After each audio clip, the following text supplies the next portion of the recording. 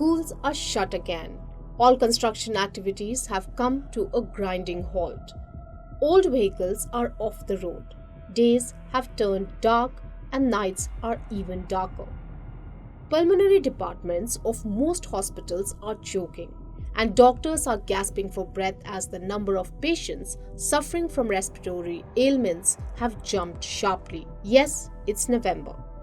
That part of the year when fields across North India light up with fire, and smoke and black soot emanating from them engulf Delhi and surrounding areas. But there is a silver lining. The Supreme Court, while hearing a batch of petitions, directed the governments of Punjab, Rajasthan, and Haryana to take immediate steps to stop stubble burning. A bench of Justices S.K. Kaul and Sudhanshu Dhulia put the onus of stopping the fires on the respective station house officers and asked the chief secretaries of state to oversee it. The court said that for the time being, this crop burning has to stop. Then it will see what can be done in the long term. The next hearing in the current case will take place today on November 10th. In 2017, the Apex Court had banned the burning of Diwali firecrackers in Delhi NCR to check air pollution. And a year later, in 2018, it had banned 10-year-old diesel vehicles and 15-year-old petrol vehicles from plying in NCR. So will SC's order stop North India's air pollution woes?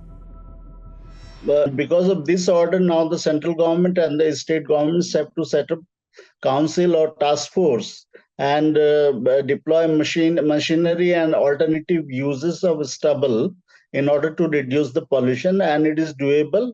So I think we need to think about that. We have to move away from rice in the areas where there is no water or water scarcity is there, and rice can be grown, is already been grown in the areas where there is ample water, like Chhattisgarh, Kerala. In the meantime, while the crop diversification and other things happen, government has to look into the how the machines can be deployed.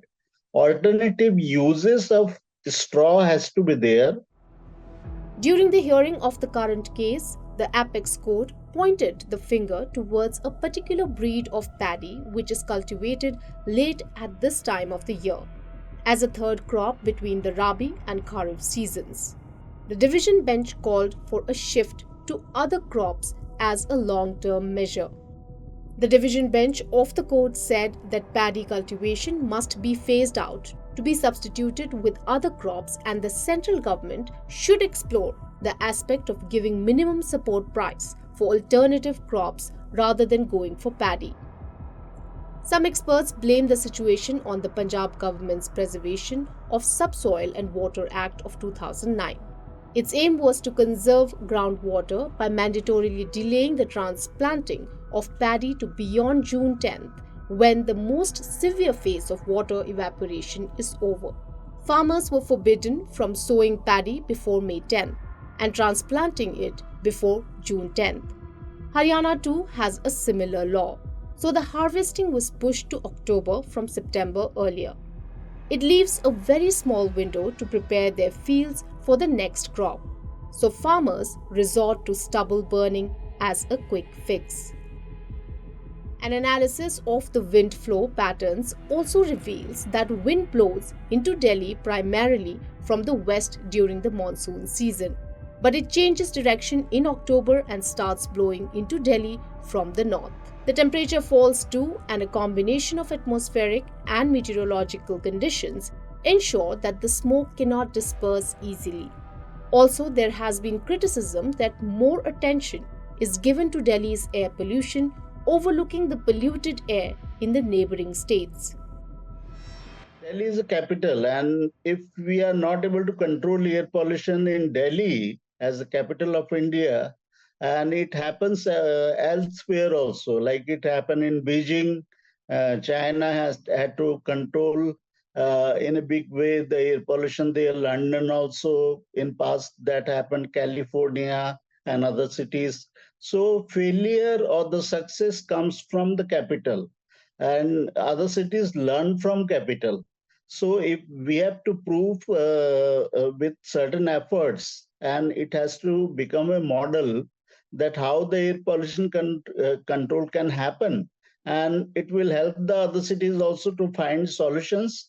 Meanwhile, IIT Kanpur has suggested cloud seeding or artificial rain as a possible temporary solution for Delhi's polluted air. Delhi's air pollution is mainly driven by the PM 2.5 and PM 10 pollutants, and the rain can give a temporary solution by allowing the dust particles to sediment. Is cloud seeding really a possible solution for air pollution? Cloud seeding suggested by IIT Kanpur will work very well in the short term, especially on these very severe days.